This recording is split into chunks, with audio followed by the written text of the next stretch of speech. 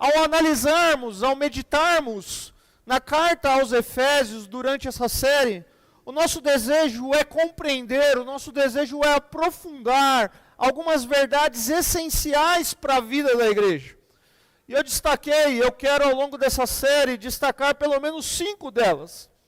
A primeira é redescobrir quem nós somos em Cristo, compreender nossa nova identidade como povo redimido, como povo amado, como povo selado em Cristo. Como nós podemos viver como uma só família em Cristo, experimentar a verdadeira unidade no corpo de Cristo, valorizando entre nós a diversidade dos dons, as culturas e histórias, que nós possamos refletir sobre o que é a igreja, entender quem são os seus ministros, como ela é formada, como ela deve funcionar, qual caminho Deus espera que ela siga. Viver uma vida que agrada a Deus, aprender como é essa nova vida em Cristo, esse Cristo que não só transforma e muda a nossa eternidade, mas Ele transforma o nosso caráter, os nossos relacionamentos, a nossa vida familiar. Nós queremos também estar preparados para as lutas espirituais, aprender a vestir toda a armadura de Deus e resistir ao mal com fé, firmeza e oração. Então, na primeira mensagem dessa série, nós abordamos as questões introdutórias da carta. Quem escreveu, como o evangelho chegou a Éfeso, as características da cidade de Éfeso, além da mensagem, a estrutura da carta. E você pode conferir isso lá no nosso canal do YouTube. E nós vimos então que no primeiro capítulo, nós falamos sobre o plano de Deus, a atuação da Trindade na realização do plano de salvação para a humanidade. Em seguida, Paulo, ele ainda no capítulo 1, ele ora para que a igreja compreendesse a grandeza desse chamado. No capítulo 2, Paulo apresentou a condição de perdição e condenação em que se encontravam tanto judeus quanto gentios, e mostrou o que Deus fez individualmente e coletivamente, concedendo aos cristãos e à igreja uma nova posição em Cristo. A morte de Cristo, nós vimos, derrubou as barreiras que separavam judeus e gentios, reconciliando-os para formar um só povo. Ou seja, Paulo explicou a união de crentes judeus e gentios em uma nova pessoa, em Cristo. E com isso nós chegamos então ao capítulo 3. E nós vamos dar sequência, e para isso eu gostaria que você abrisse ou acompanhasse a leitura, Efésios 3. A partir do verso 1, nós vamos até o verso 13. Efésios capítulo 3, a partir do verso 1, nós iremos até o verso 13.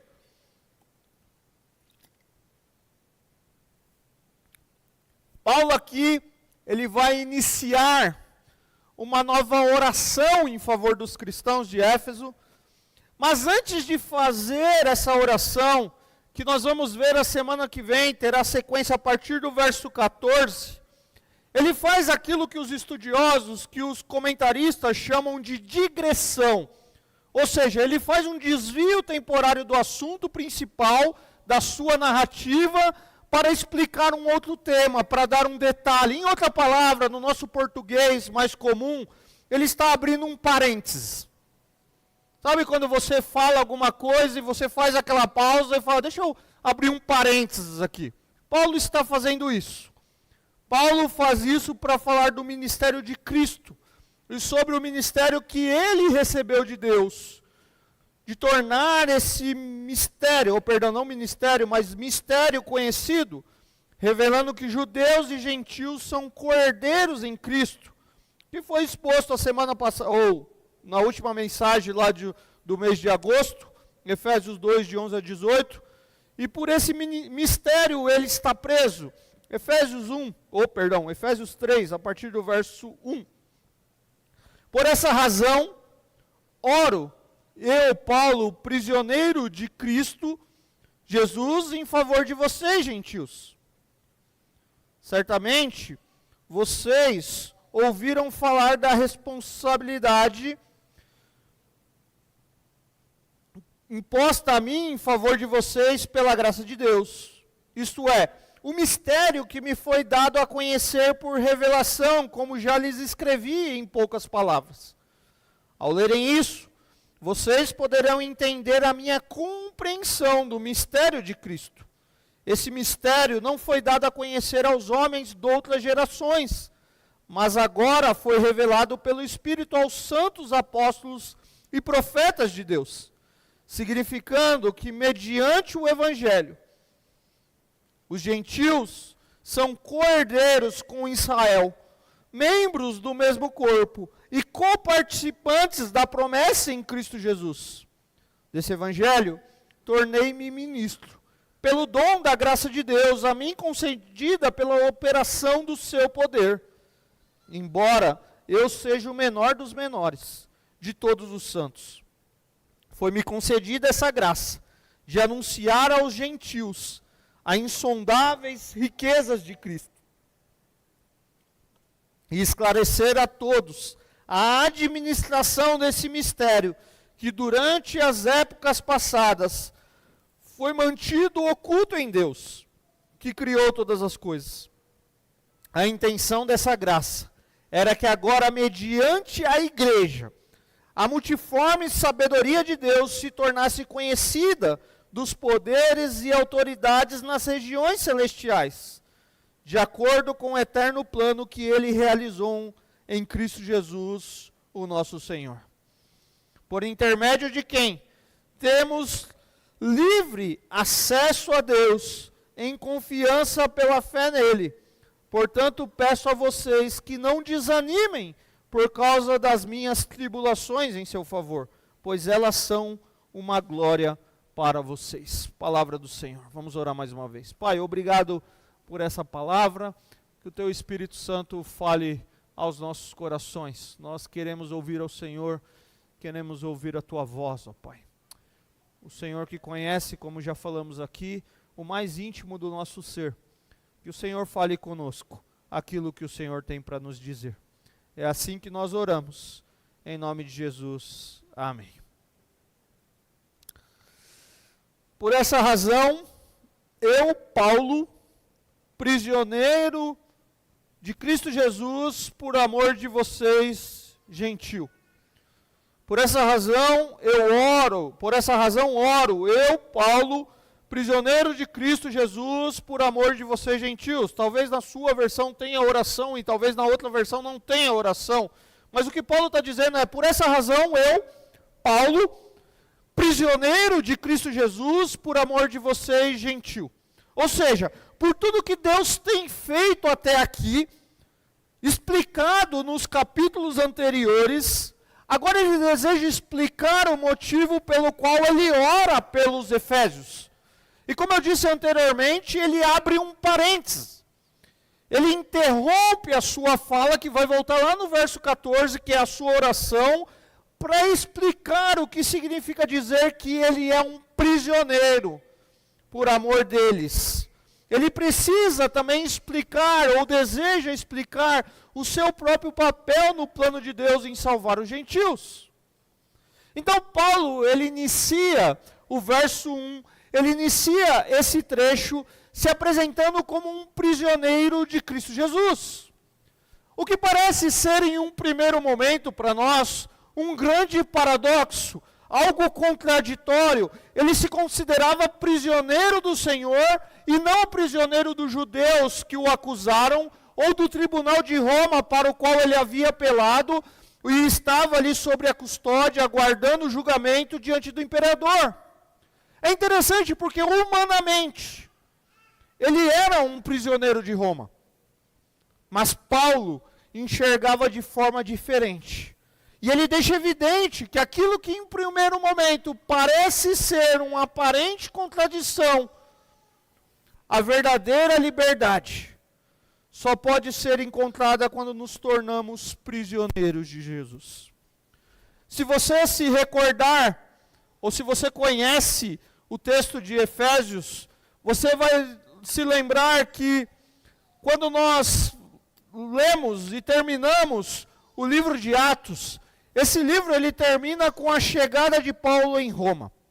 Paulo, como prisioneiro, chegando em Roma, ele permanece por 2 anos preso em uma casa alugada, mas ele continuou fazendo o seu ministério, a obra de Deus, agora possivelmente com algumas restrições, algumas vigilâncias ali, mas pregando abertamente o evangelho.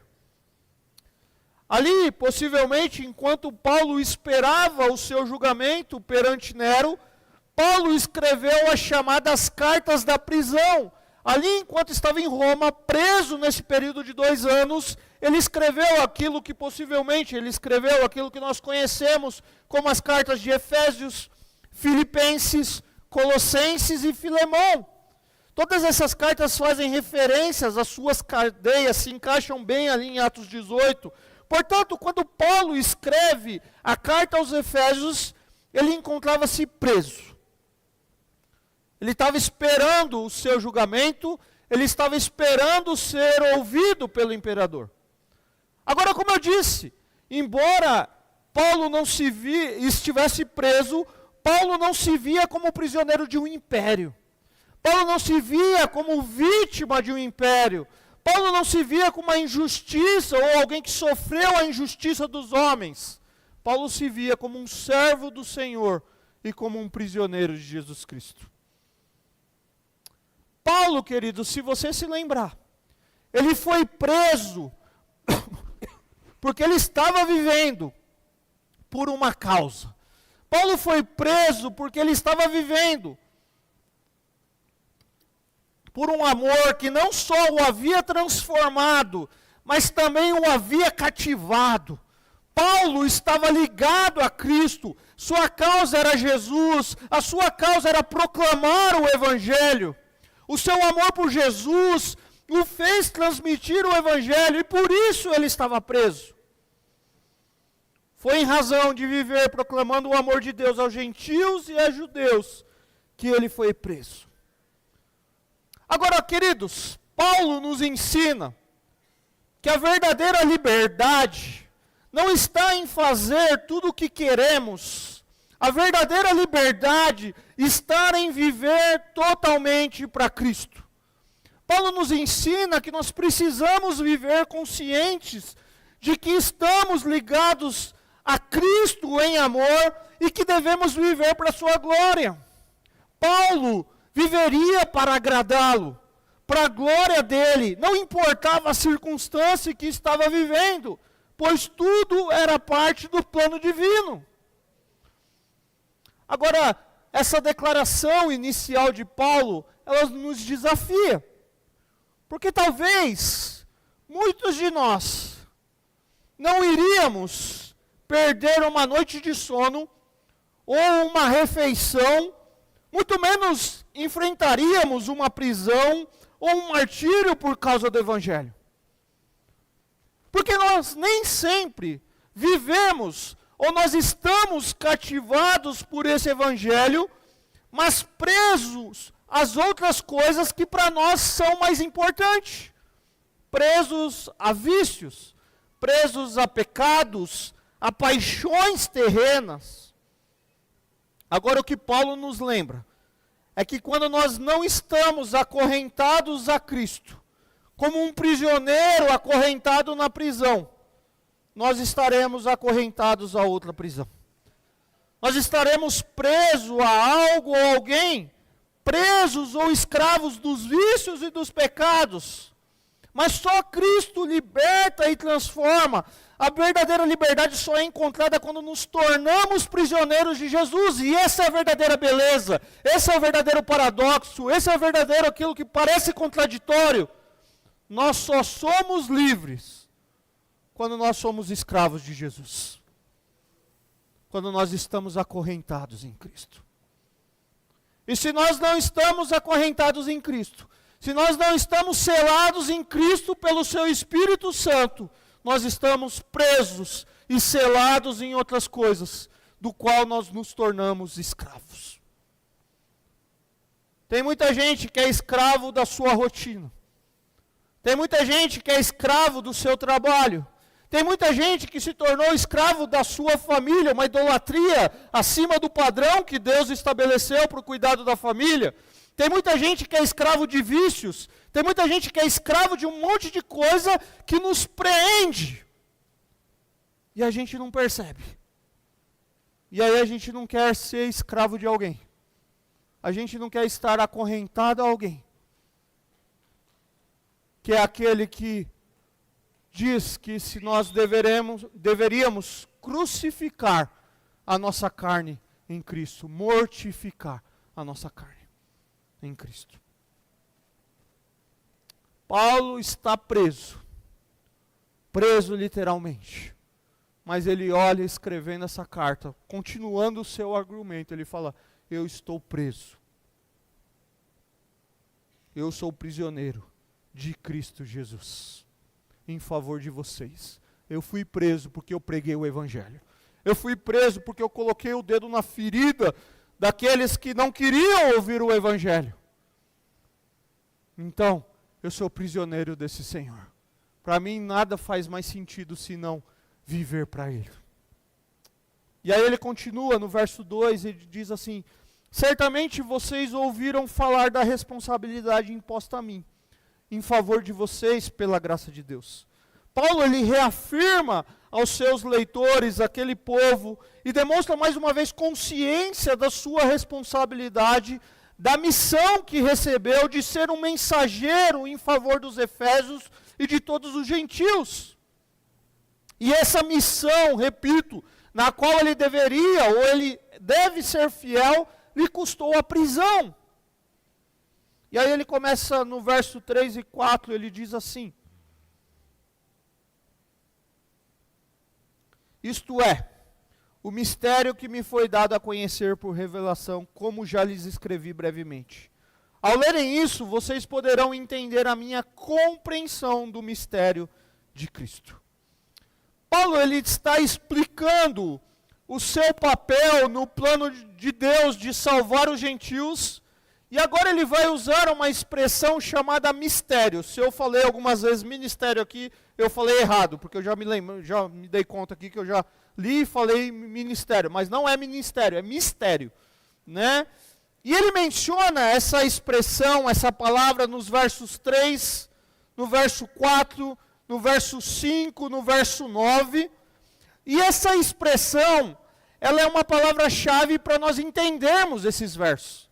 Mistério, que mistério? Agora, o significado dessa palavra, eu não gosto de usar muito os originais aqui, porque parece que nos afasta e cria uma barreira, mas aqui a gente é necessário. O texto bíblico, o Novo Testamento, ele foi escrito em grego, e ele é traduzido para nós. E no português, a palavra mistério tem algumas diferenças do grego. Por exemplo, mistério, no dicionário da língua portuguesa, significa dogma religioso que a razão humana não pode compreender. Esse é um mistério.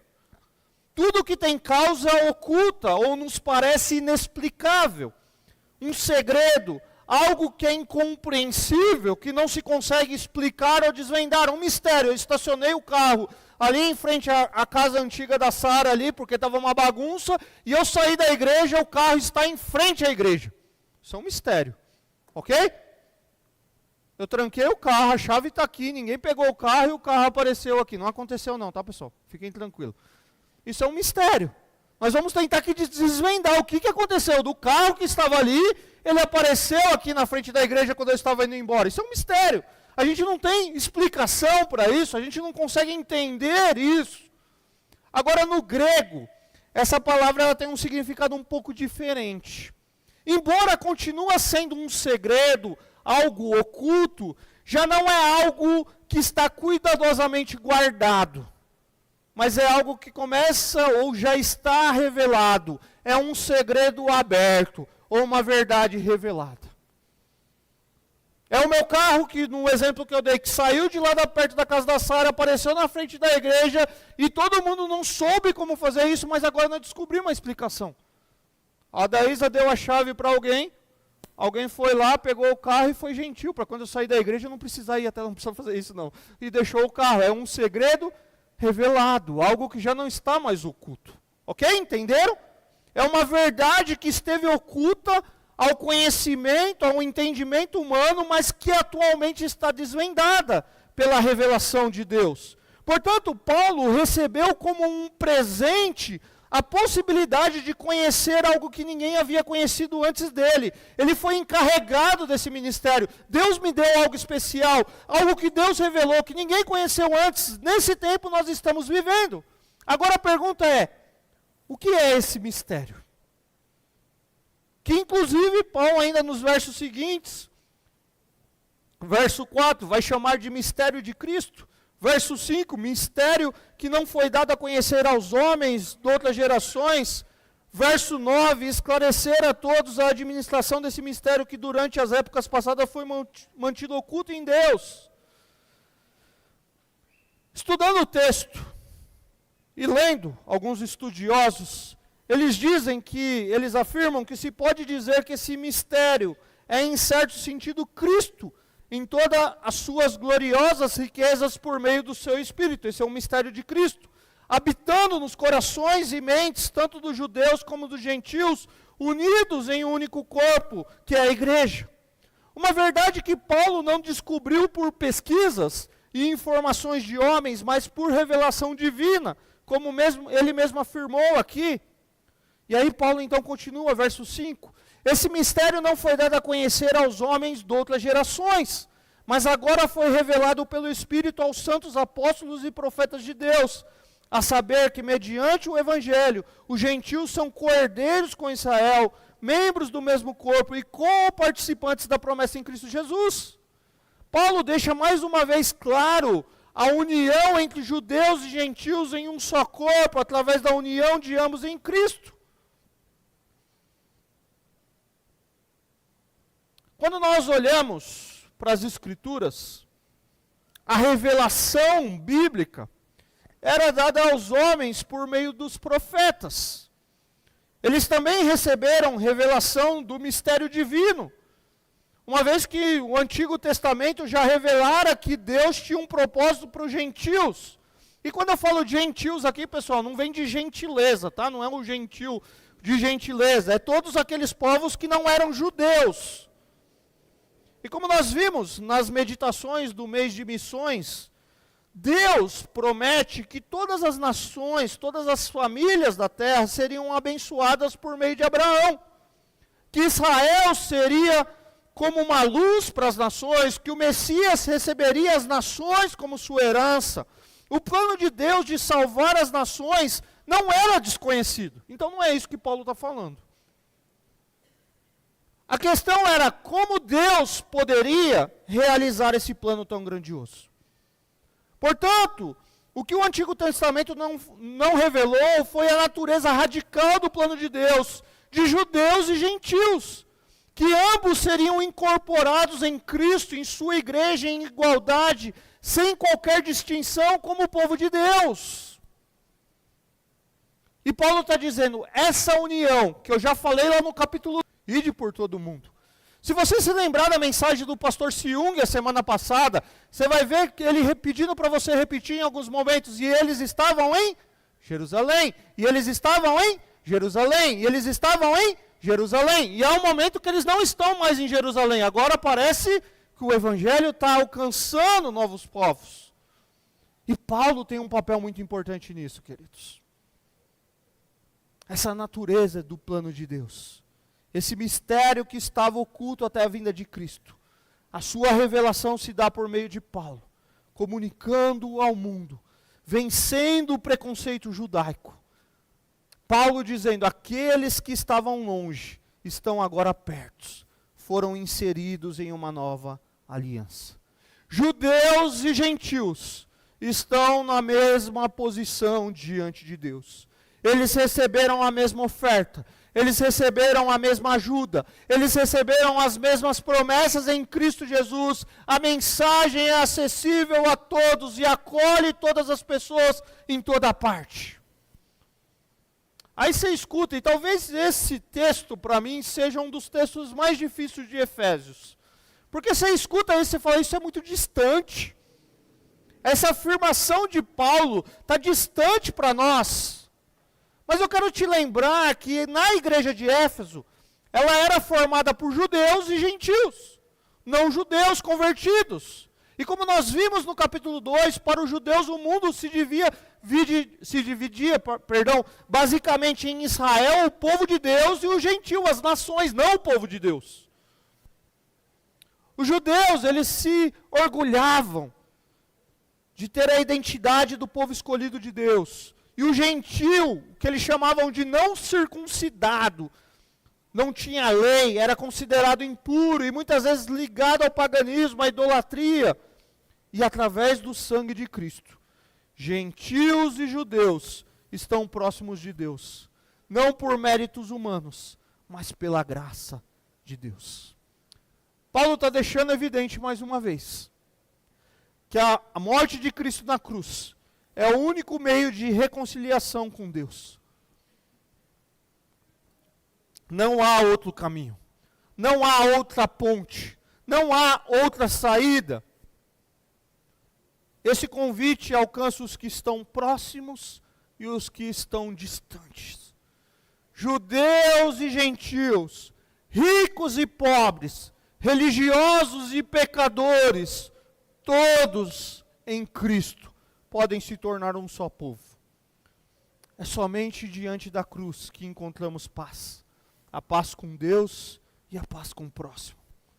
Paulo está nos ensinando que o Evangelho nos insere em uma nova família, na igreja de Cristo Jesus. E aqui talvez a nossa atenção não é a mesma da igreja de Éfeso, judeus e gentios.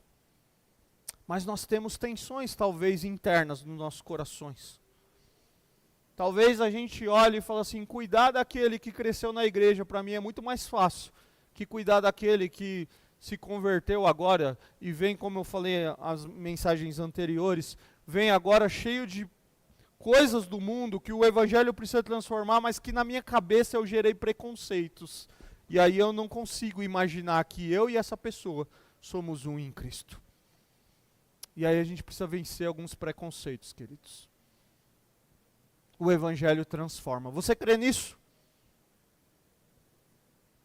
O evangelho liberta aquele que era viciado em drogas, viciado em pornografia, como Demetrios mencionou aqui, viciado em muitas outras coisas. Ele liberta, ele transforma e ele nos torna agora escravo de Jesus, presos a Jesus.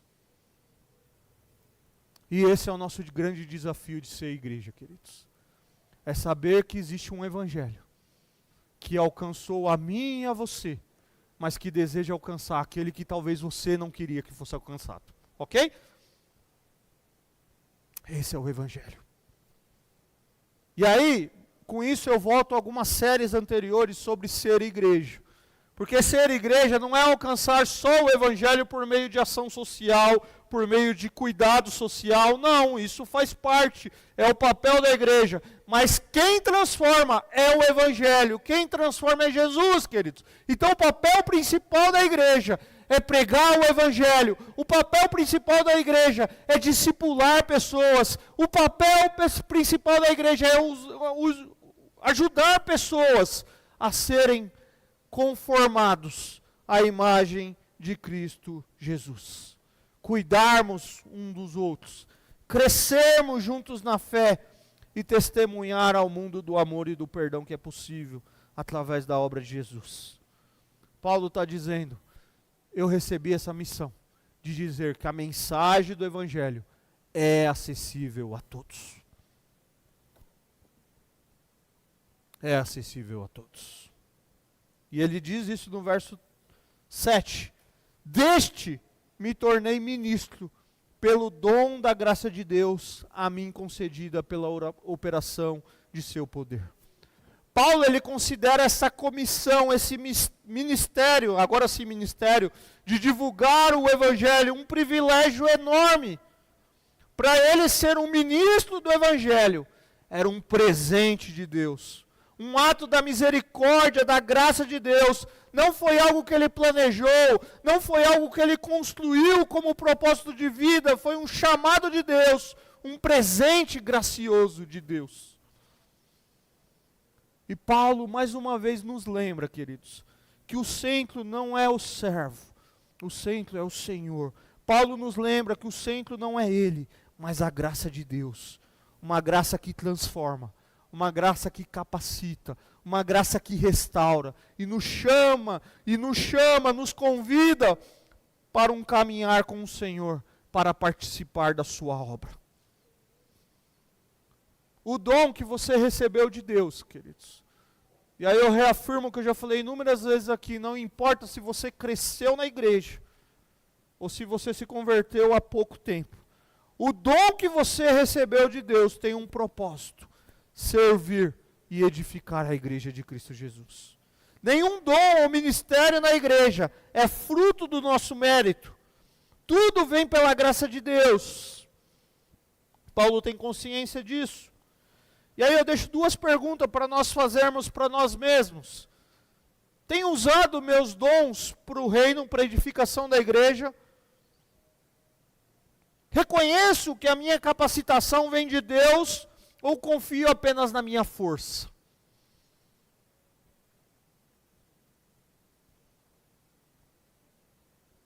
A graça de Deus não nos deixa apenas contemplar a bondade de Deus como nós cantamos. Ela nos capacita a agir, a amar e servir e edificar o corpo de Cristo. Paulo tem essa consciência. E será que nós também temos? A base do ministério de Paulo é o dom da graça de Deus. Ele exerce o ministério pelo poder de Deus, queridos. Esse Paulo que recebeu esse ministério de pregar para judeus e gentios, ele exerce o seu ministério como um presente da graça de Deus. Qual o dom que você recebeu do Senhor? Como que você tem aplicado os seus dons na obra de Cristo Jesus? Tem muita gente que olha e fala assim: ah, pastor. E aí Paulo vai dizer aqui, vai acabar com a gente com o seu argumento. Olha o que ele diz no 8. Embora eu seja o menor dos menores, dentre todos os santos, foi-me concedida essa graça de anunciar aos gentios as insondáveis riquezas de Cristo e esclarecer a todos a administração desse mistério que durante as épocas passadas foi mantido oculto em Deus, que criou todas as coisas. A intenção dessa graça era que agora, mediante a igreja, a multiforme sabedoria de Deus se tornasse conhecida dos poderes e autoridades nas regiões celestiais, de acordo com o seu eterno plano, que ele realizou em Cristo Jesus nosso Senhor, por intermédio de quem nós temos livre acesso a Deus, em confiança pela fé nele. Paulo, embora tivesse consciência do seu ministério e da grandeza desse ministério, de pregar esse mistério, ele se tornou um ministro pela graça de Deus. E com um coração de servo, ele sabia que não passava de um pequeno vaso escolhido para servir ao Senhor. Mas o que ele mesmo vai dizer em outro texto, que carregava um tesouro, que é o poder de Deus que o mantém nesse serviço.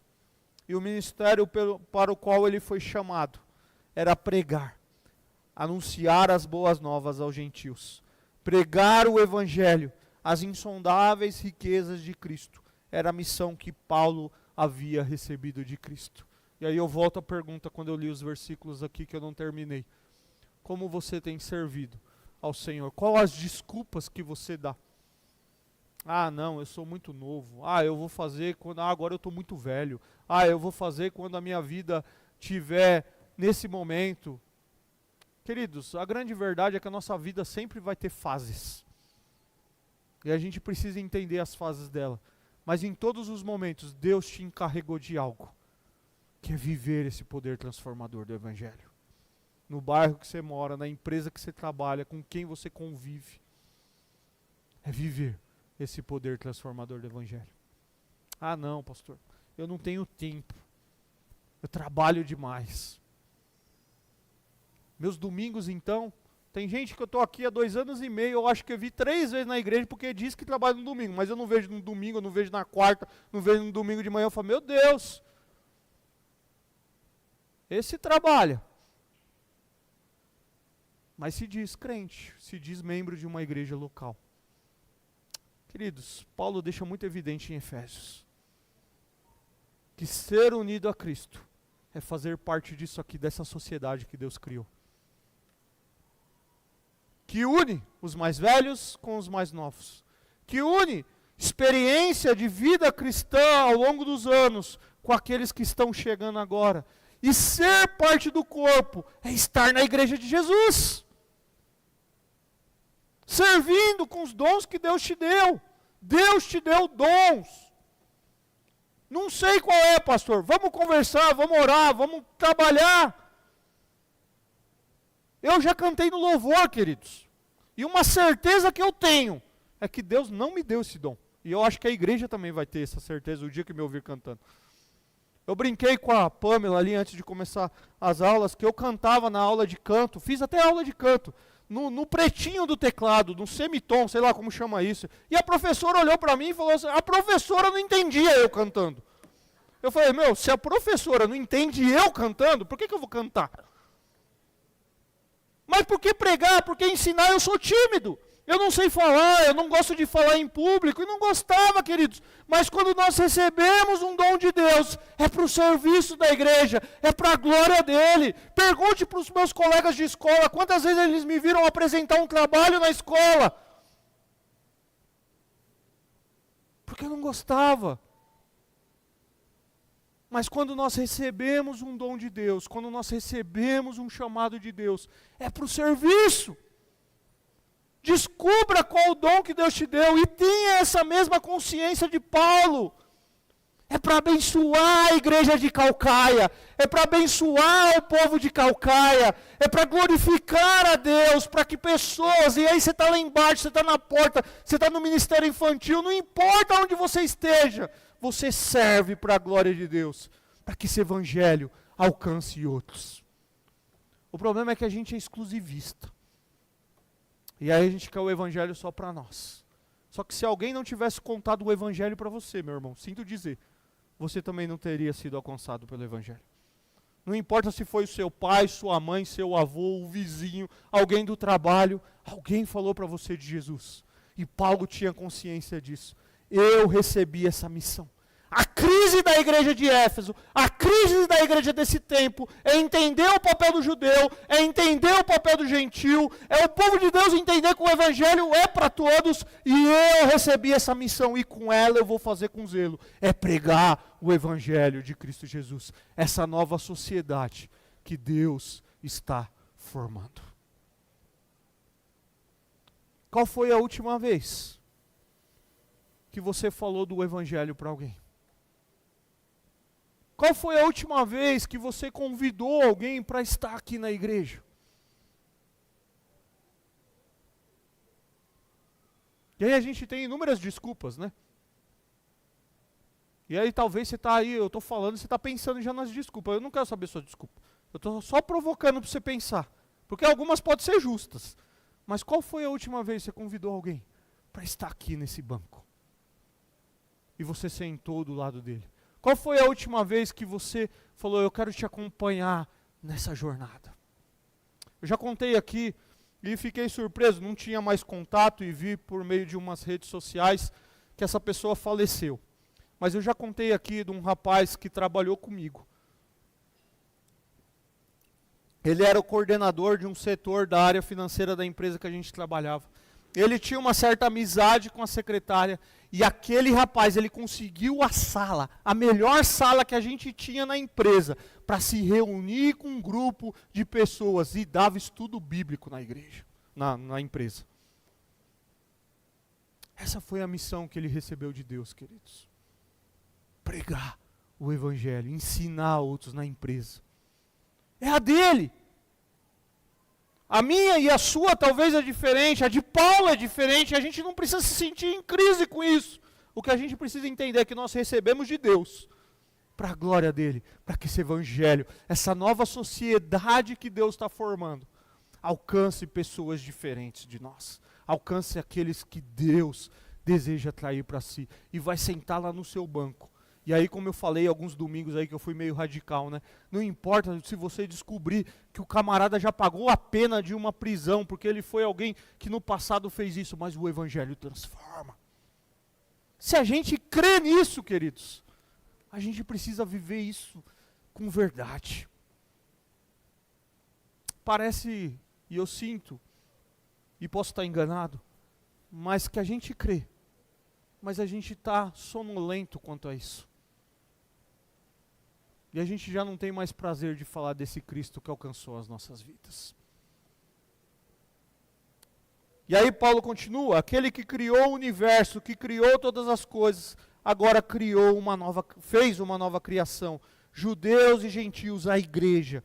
E um dia completará, Deus unirá todas as coisas em Cristo e debaixo de Cristo.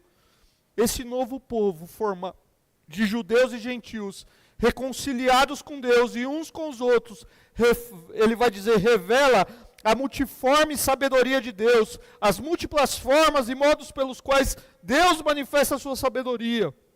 É por meio da igreja que Deus se torna conhecido. A multiforme sabedoria de Deus só pode ser conhecida por intermédio da igreja.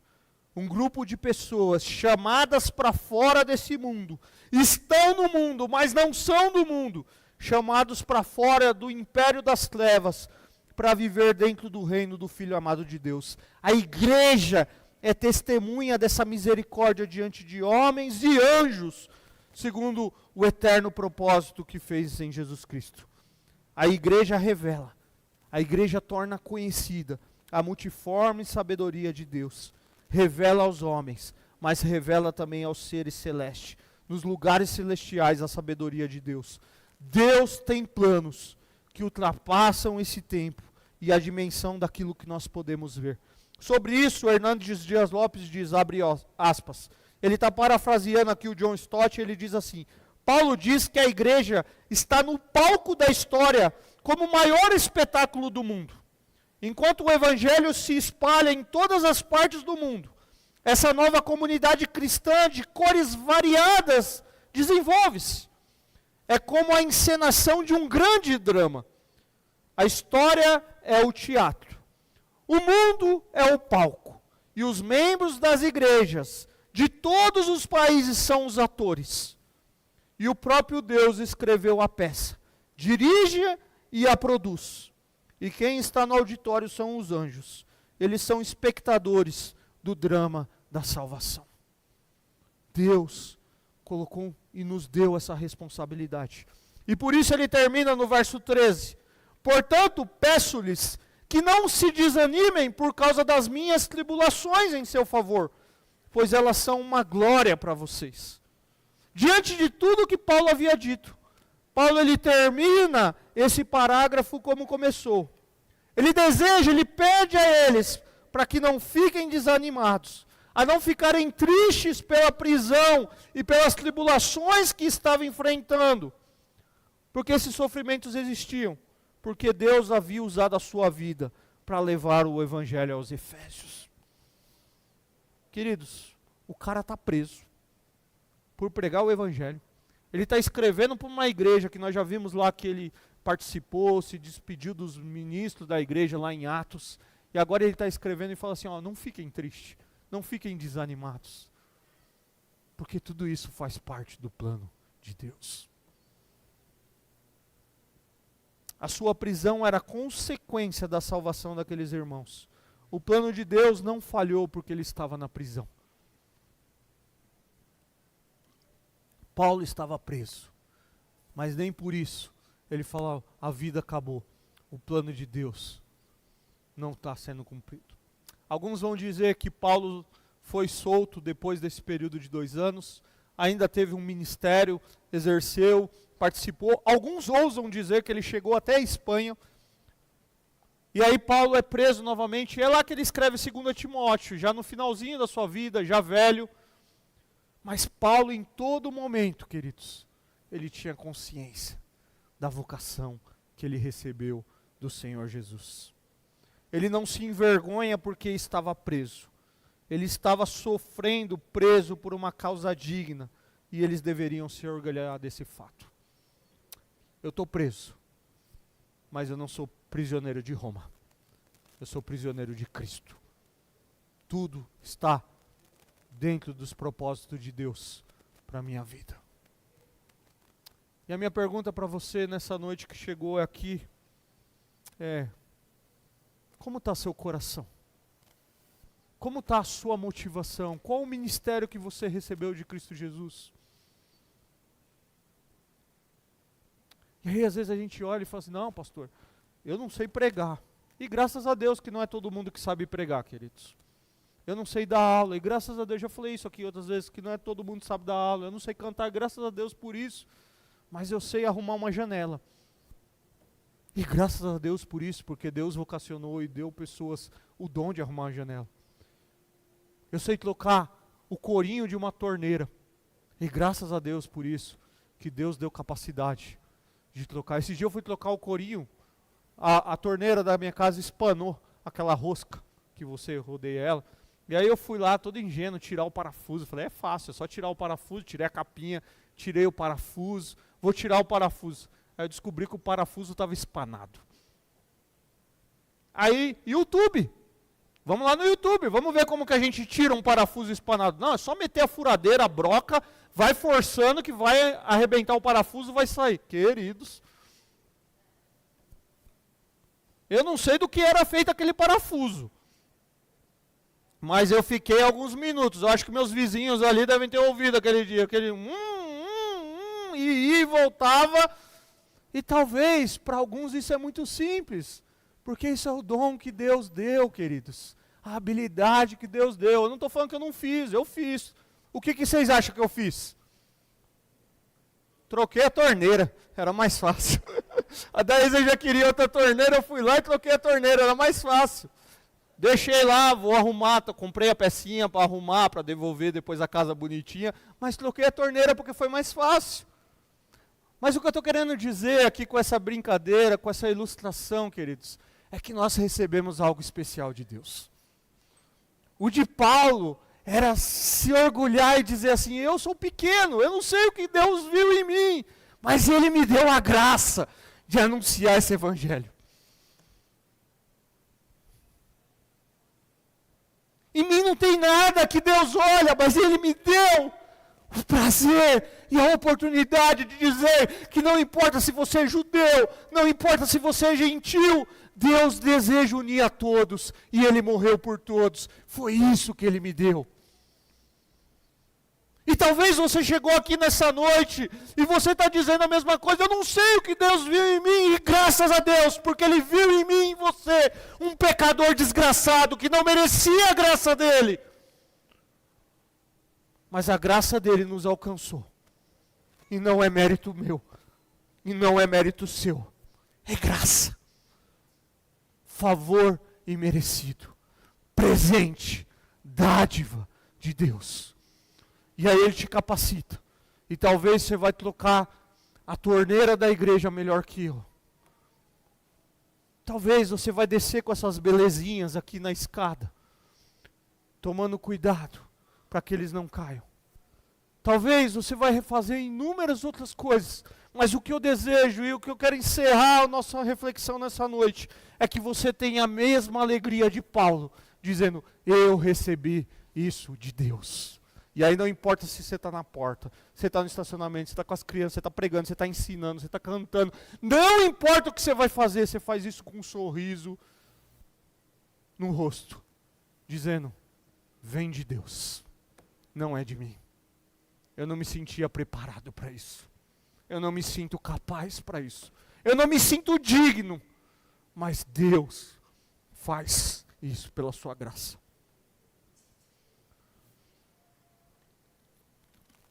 Paulo, e com isso eu concluo, Paulo está descrevendo sobre a centralidade bíblica da igreja. A criação de uma nova humanidade, reconciliada em união com Jesus Cristo. Ele está dizendo para mim e para você, Cristo morreu e ressuscitou para criar uma nova humanidade, para nos salvar e nos adotar na família de Deus, nos reconciliando com Deus e uns com os outros. Paulo nos lembra do plano divino de salvar a humanidade E a mensagem do Evangelho é maravilhosa. E precisamos nos unir como igreja para proclamarmos essa mensagem. Graça, tão maravilhosa graça. Bondade de Deus. Precisamos ter consciência e proclamar que Deus nos criou para adorá-lo, para amá-lo e para encontrar nele a nossa maior satisfação. A satisfação de Paulo, queridos, não estava no que ele fazia na igreja, eu repito, estava no Senhor. E por estar no Senhor, ele fazia com alegria na igreja. Por conta do pecado de Adão e Eva, nós, eu e você, herdamos uma natureza pecaminosa. Nós fomos criados com uma natureza para amar a Deus, mas agora nós temos uma natureza cuja tendência é amar a nós mesmos. Mas Paulo foi atraído por uma boa notícia. Ele pregou essa boa notícia, a graça de Deus, que fez com que ele tomasse a iniciativa para nos salvar. Deus enviou o seu Filho, e Jesus ofereceu a sua vida na cruz como sacrifício, tomou sobre si a ira de Deus, como substituto de todos os que se afastam do pecado e creem nele. E quando nós nos voltamos a Cristo em arrependimento e fé, nós somos justificados por sua graça, e nós somos adotados como parte de sua família. Queridos, as pessoas salvas por Cristo vivem juntas e organizadas para cumprimento da vontade do seu Senhor. Ou seja, pessoas salvas por Cristo formam a igreja e nela devem viver. A igreja é essa comunidade de pecadores regenerados, mas que foram alcançados pela graça de Deus. Por isso são regenerados. E não tem beleza nenhuma em mim, em você. É graça, como nós já vimos aqui nessa carta. É presente de Deus, que nos salva, mas não só nos salva, para que a gente fique na fila de espera do avião, ou do ônibus, da rodoviária, ou de qualquer coisa, ali esperando o nosso lugar no céu.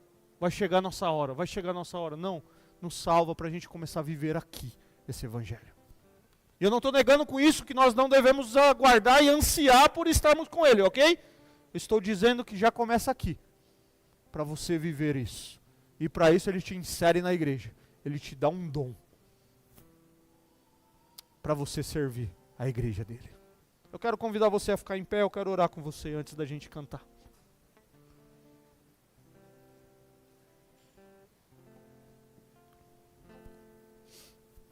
Talvez o seu coração está dizendo: Senhor, eu não sei o que eu vim fazer aqui nessa noite aqui.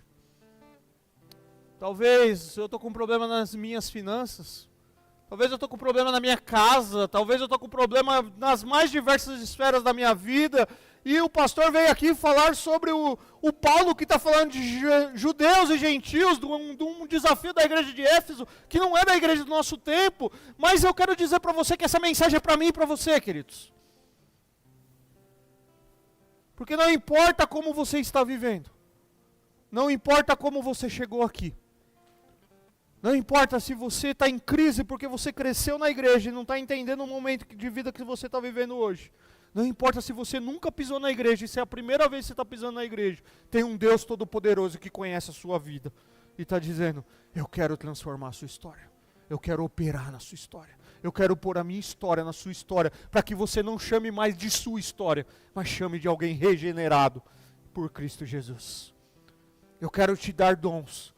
Eu tenho dons para você. Eu te dei habilidades para você servir a igreja. Para que Calcaia reconheça que aqui tem um povo que diz que quer cada dia mais adorar ao Senhor. Que diz que quer cada dia mais amar ao Senhor. Baixe sua cabeça, feche os seus olhos. Pai, obrigado pela tua palavra, Pai.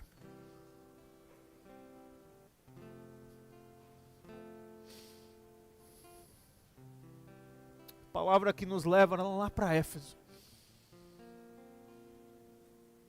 e nos faz entender a angústia e a alegria de Paulo preso, escrevendo para uma igreja da qual ele recebe notícias, da qual ele tem acesso, falando do Evangelho, do orgulho de ter sido alcançado pelo Senhor, do orgulho não por vaidade, mas de receber do Senhor essa missão, ó Deus, da qual ele não se sente digno.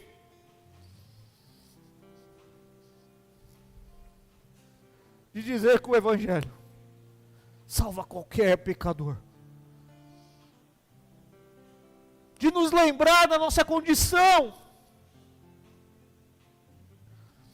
Mas o Senhor não nos deixa só lá na igreja de Éfeso. O Senhor nos traz para o ano de 2025. Dia 5 de outubro, domingo à noite, Calcaia do Alto, Cotia. E diz para nós: eu conheço a história de cada um de vocês. E diz: talvez você chegou aqui nessa noite preso, mas não preso por Cristo. Você está preso em vícios, está preso em muitas outras coisas. E Jesus fala: eu quero te libertar, porque eu te dou uma nova vida. Se alguém está em Cristo, é nova criatura, mortifica a sua carne, deixa eu viver em você. Eu quero te libertar, eu quero que você seja assim escravo mais de mim, do que eu quero ser o seu Senhor. Mas talvez outros entraram aqui, e o problema não é esse. O problema é entender que a igreja pode ser composta de gente tão diferente. Como é difícil isso, Senhor. O problema é a gente ser desconstruído de coisas que começar na minha cabeça constrói, que não vem do Senhor. Talvez outros chegaram aqui e o Senhor está dizendo: eu te capacitei, eu te dei tantas coisas. Tenha orgulho naquilo que eu te dei, não para a sua glória, mas para a minha glória. E o Senhor deseja que arda o coração novamente, por dar aquela aula como dava antes, por cantar como cantava antes, por pregar como pregava antes, por estar na porta da igreja como estava antes, ou por fazer qualquer coisa, mas para a glória do Senhor. Então, nessa noite, que o nosso coração saia daqui queimando pelo Senhor. O desejo de te servir e dizer: obrigado, Senhor. Obrigado porque não tinha nada bom em mim. Obrigado porque, se pensar na minha história, pensar em quem eu era, o Senhor deveria ter me deixado eu seguir os meus próprios prazeres. Mas obrigado porque a sua graça me alcançou. Sua graça me transformou. E é a mesma graça que deseja alcançar todos aqueles que não se curvaram diante do Senhor ainda. E é assim que nós oramos, pedindo que o Senhor, ó Deus, faça queimar o nosso coração pelo Senhor. Que os nossos joelhos se dobrem diante do Senhor, dizendo: Senhor, perdão, porque eu não tenho andado como o Senhor deseja. E que a gente saia daqui dizendo: obrigado, Senhor, obrigado, porque o Senhor tem me transformado a cada dia, e o Senhor me deu a chance de seguir em frente mais uma vez. É assim que eu oro, em nome de Jesus, amém.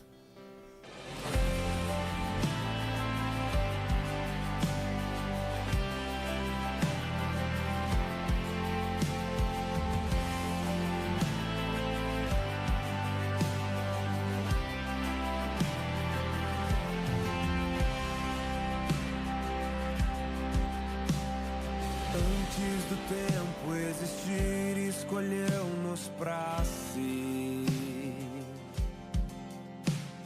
Nos encontrou e por graça Ele nos adotou para a sua